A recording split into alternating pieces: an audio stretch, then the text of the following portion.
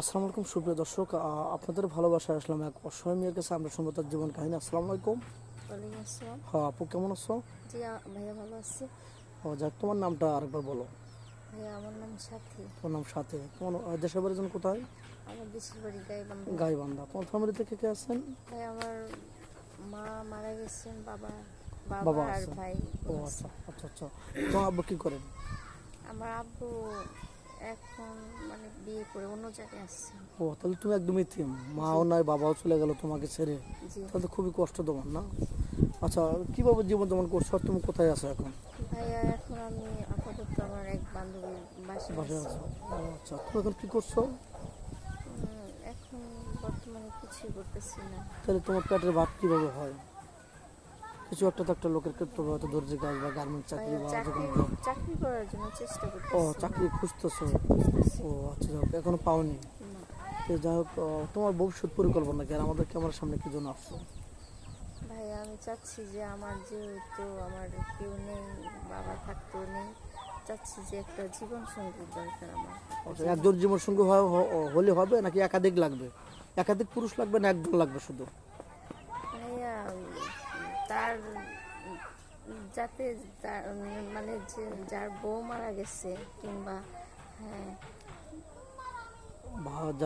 যার বউ মারা গেছে এরকম ব্যক্তি হলে হবে। হ্যাঁ, আমি এরকম বলছি যে ব্যক্তি তোমার কি হলে চাই। একাধিক পুরুষ লাগবে, মানে অনেক পুরুষ লাগবে না একজন লাগবে? একজন লাগবে ভাইয়া। একজন যথেষ্ট, না? জি অনেক সুন্দর কথা বলছো, কারণ একটা মেয়ের একটা স্বামী হলে যথেষ্ট।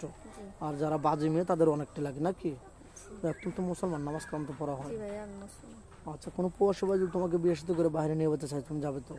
জি ভাইয়া আমার স্বামী যেখানে নিয়ে যাবে সেখানে আচ্ছা, যাবো। আর একটা কথা, তোমার বাবা মা যেহেতু নেই, তোমার কি ঘর বিটা বা জায়গার থাকার মতো কোনো অ্যাপালিটি আছে? না ভাইয়া আমার জায়গা কোনো জমি নেই। অ্যাপালিটি ও কোনো জায়গা জমি নেই, না? আচ্ছা, তোমার কি ধরনের স্বামী লাগবে? অনেক সুন্দর, খুবই স্মার্ট, খুবই স্ট্রং, বা কি ধরনের স্বামী লাগবে একটু বলো তো?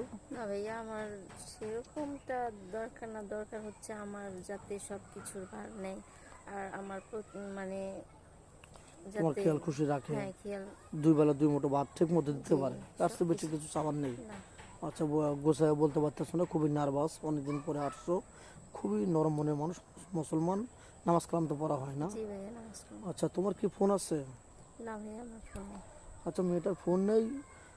আমাদের নাম্বার দেওয়া থাকবে, মানে ইউটিউব চ্যানেল কর্তৃপক্ষের নাম্বার দেওয়া থাকবে। কেউ ভিডিও কল দেবেন না, অডিও কল দেবেন। আর এই হোয়াটসঅ্যাপ আছে, ভিডিও কল দিলে ব্লক করতে বাধ্য হবো। তো যা নেক্সটে আসি, তুমি তো রোজার মাসে রোজা রাখো 30টাই, না? জি আচ্ছা, তুমি তোমার হাজবেন্ড তোমাকে বিয়ে শাদী করে বাইরে রেখে গেলেন, তুমি কি কোনো পরকে লিপ্ত হবে এরকম কিছু? জি না ভাইয়া আমার স্বামী তো কাজে থাকে না জি। আর যেহেতু আর আমার তো টাকা পয়সা সব কিছুই দিচ্ছে, তো আমি আমি পরকীয়া খারাপ করি কাজে কেন? লিপ্ত হবো কেন, নাকি? আর আমার তো প্রকৃত ভালোবাসি মানে।